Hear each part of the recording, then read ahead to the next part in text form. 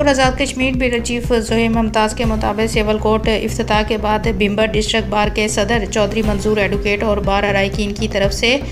मोअज़्ज़ज़ chief justice supreme court Azad Jammu Kashmir justice Raja Saeed Akram Khan, senior जज supreme court justice Raza Ali Khan, chief justice high court justice Sardar Liaquat Shaheen, justice Khalid Rashid Chaudhry और दीगर मेहमानों के एजाज़ में इस्तकबालिया ज़ोराना शील्ड पेश की गई। अदालत के क़याम पर शुक्रिया और खिदमात को सराहा गया। साबिक़ वज़ीर हुकूमत Mirza Shafiq Jalal, district and session जज मोहम्मद अदरीस भट्टी, डिप्टी कमिश्नर चौधरी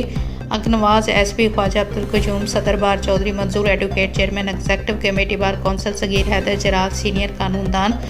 राजा मज़हर इकबाल चौधरी, आरिफ सरफराज एडवोकेट, सदर बार पाना अला एजाज जलाल, समाइनी बार के सदर चौधरी मुनीर उल्लाह एडवोकेट और दीगर जुडिशल अफसरान वकला साहबान ने मोअज़्ज़ज़ मेहमान गिरामी का शानदार इस्तकबाल किया।